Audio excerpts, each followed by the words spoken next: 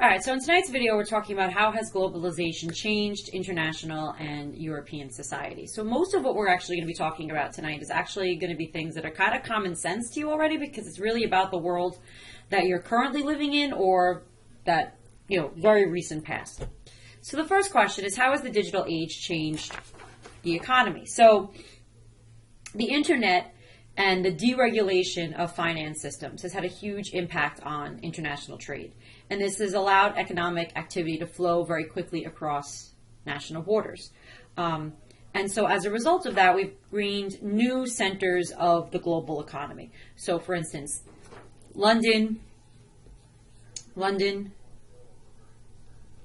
Moscow, New York, Hong Kong, these are all become the major centers of banking, of trade, and of financial services.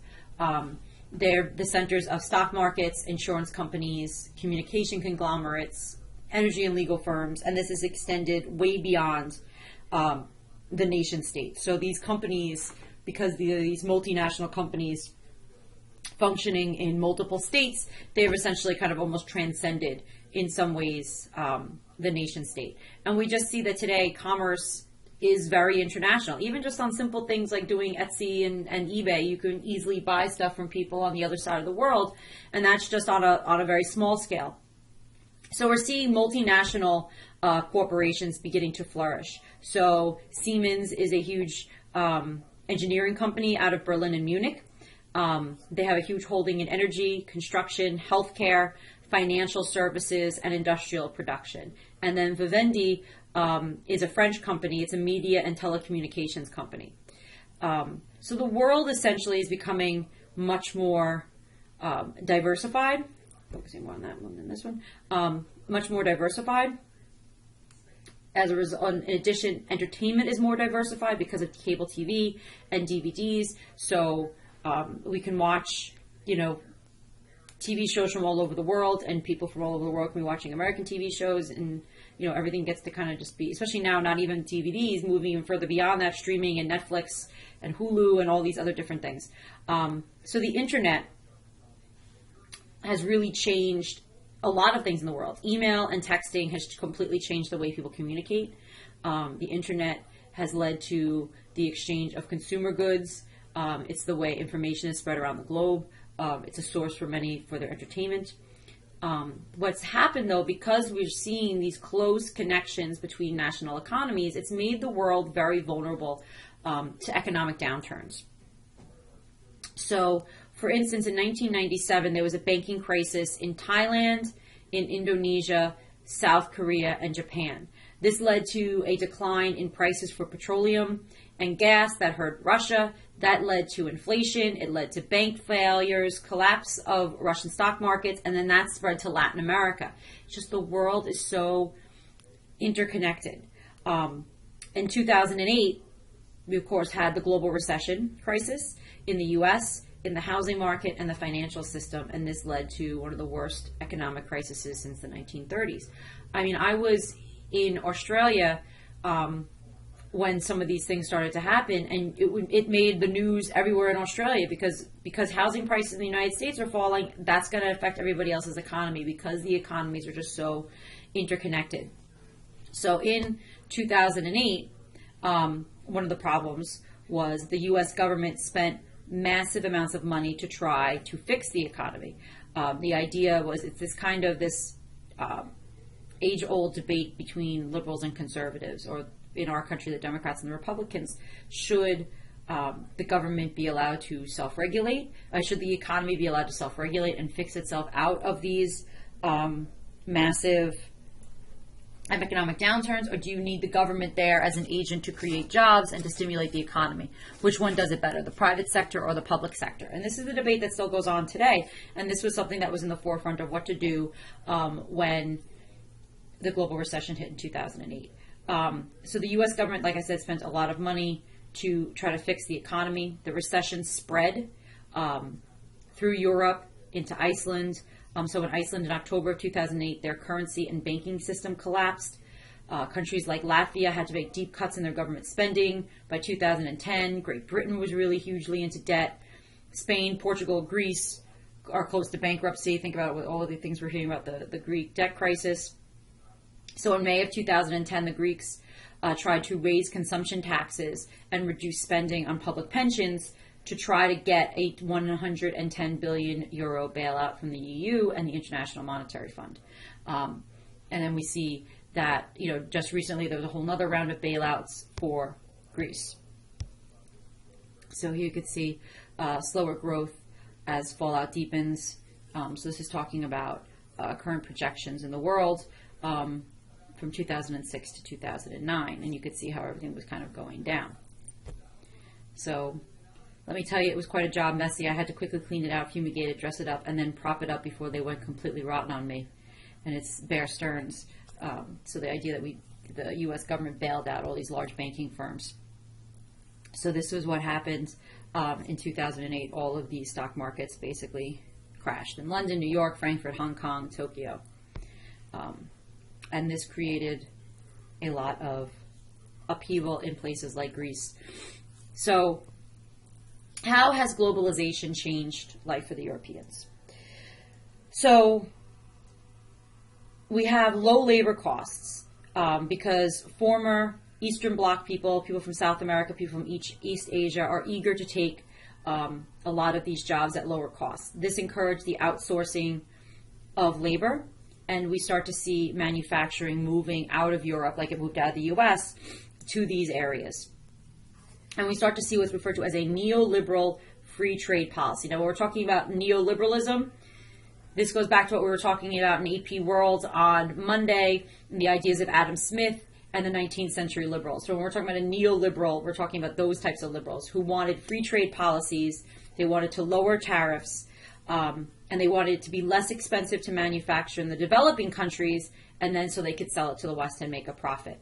So we just see that everything in the world is becoming globalized. So for instance, a Volkswagen, it's assembled in Tennessee, but the steel comes from South Korea and the computer chips are coming to Taiwan. So this has completely changed the nature of work in Western Europe. So for instance, in France in 1973, about 40% of the population worked in industry, worked in mining and in manufacturing. 49% of the population worked in services like retail, hotel and restaurant services, transportation, communication, financial and business services. By 2004, it was 24% in industry, 72% in services. So we see industry has left France and the service industries have increased. By 2050, wait, I don't even know what that means. So moving on. So as far as the deindustrialization of Europe, this is a multi-tiered society. So the top, you have this top small affluent group of highly paid experts, executives, professionals, about 1/4 of the population. You have the second tier. This is your struggling middle class. They have stagnant incomes and declining standards of living. These are workers from formerly well-paid industry jobs that are now facing unemployment. And then with cuts in welfare and workplace benefits, they had to take lower paying jobs in retail. So their standard of living is actually going down. And then you have the bottom tier, which is as much as 1/4 of the population. This is your poorly paid underclass who are taking on unskilled jobs. This is very much usually separated by race.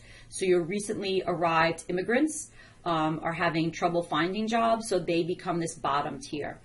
They're living in unpleasant, very hastily built suburban apartment blocks that are not where anyone would ever want to live. In London, unemployment rates among young black men was much, much above the unemployment rates of white men. So we can see this kind of contrast. So the minorities are put into the bottom tier. You have this middle class that is just struggling horribly, trying to kind of keep their head above water. And then you have this top tier of just ridiculously wealthy. And this is something we also see in the United States as well. This is also contrasted even more so in Europe by geography, which kind of revealed this unequal globalization. So northern Italy, southern Germany, Austria, they were able to make the move to a post-industrial economy, and they are centers of affluence and prosperity. Regions that had always traditionally relied very heavily on heavy industry or were historically underdeveloped, are really hurting. Places like the Eastern Bloc countries, the former Eastern Bloc countries, certain districts of, say, North London, rural areas of South Italy and Spain, they're all going to begin to fall behind. So you have this global north-south divide. We talk about this a lot, that the global north as a whole is more developed, more wealthy, more affluent, more middle class, more service-oriented, whereas the south tends to be more manufacturing, poorer paid people living in poverty. We even see this on a smaller scale in Europe, this north-south divide separating the affluent countries of Europe and North America from Africa and South America. But in Europe, you see the southern European countries are still suffering and the northern European countries are doing a little bit better. So that takes us to this question. How has the European Union changed over time? So since the European Union has come into existence. So in 1993, the EC, the European Community, became the EU. And as a result of that, we see a free movement of European labor and capital services to this free trade that's developing. In 1991, I've already mentioned this, the Maastricht Treaty, which laid the foundation for a single currency. The Western European elites very much supported this economic integration. They wanted membership requirements. They wanted to impose financial discipline on the national governments. And they wanted to combat economic problems as a step towards basic political unity. Ordinary people, the more leftist political parties, populist nationalists were very skeptical and opposed to these new rules of the impending EU.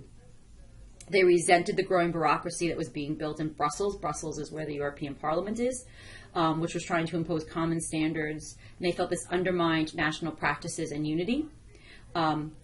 We start to see this group referred to as Eurocrats, who they were like the political insiders, and a lot of people felt that the Eurocrats, or the people kind of leading the EU, were undermining popular sovereignty of the various different nations, and many feared that a new Europe would be basically created at their own expense, the lower classes' extent, that they would reduce healthcare and reduce social benefits.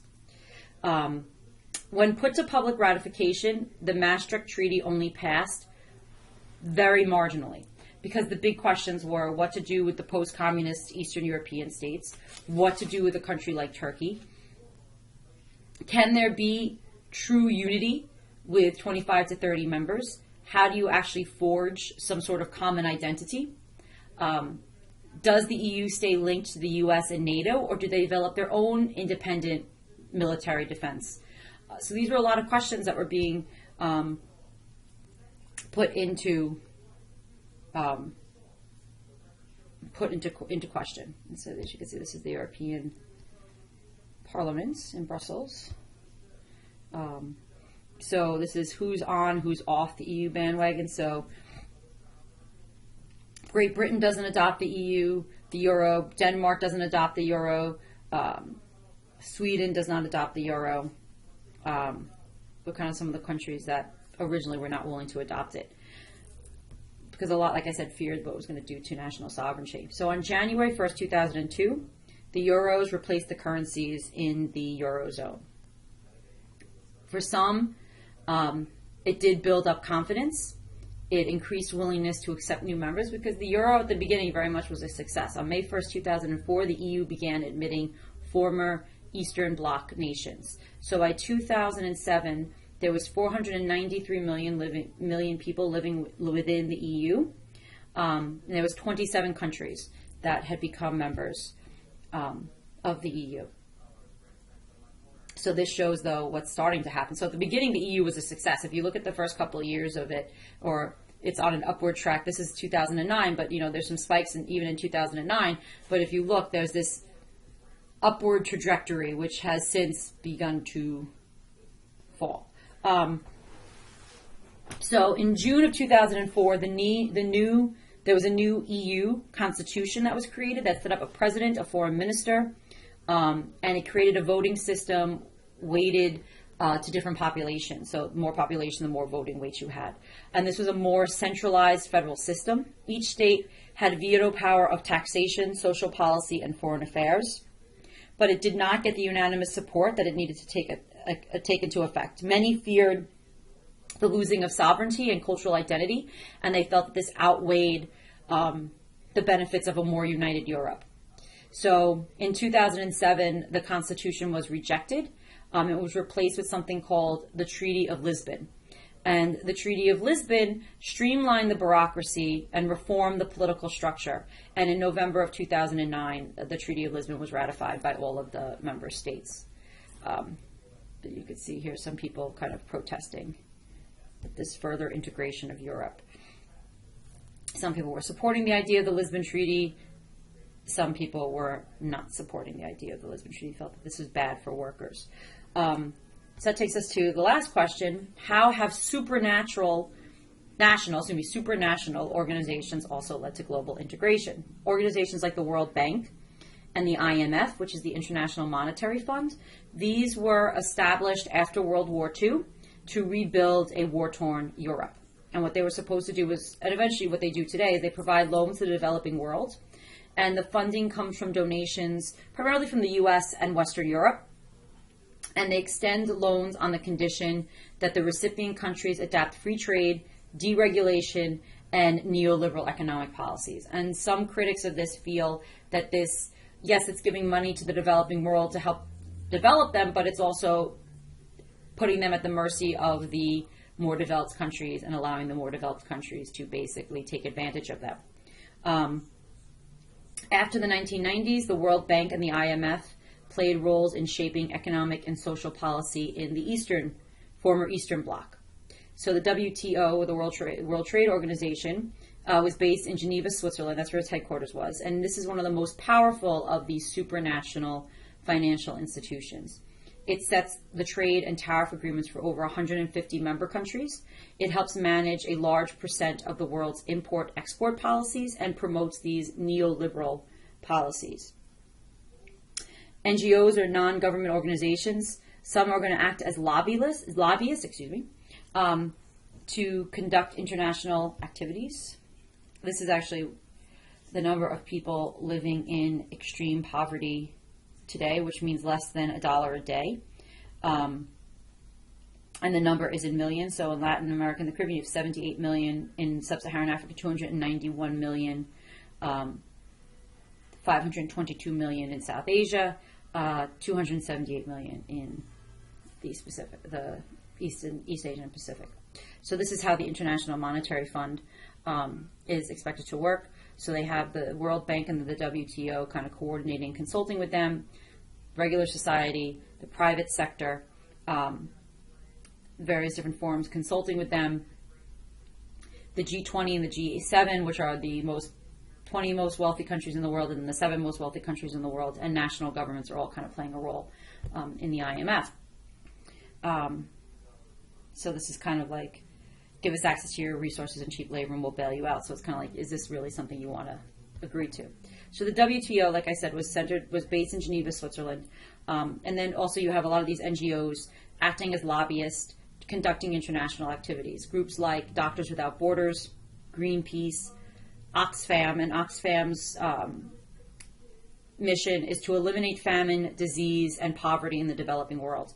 These NGOs rely on donations from governments and private citizens, and this leads to the growth of new forms of protest kind of aimed at globalization. So in 1999, the World Trade Organization met in Seattle, Washington, and it elicited protesters from all over, grassroots protesters from around the world marching in the streets and disrupting the meeting, feeling that the policies of the WTO and the IMF and the World Bank really were harmful to the developing world and putting them into a position where they could not kind of fix themselves. So that leads us to our summary. In your opinion, has globalization been good or bad for Europe and the world?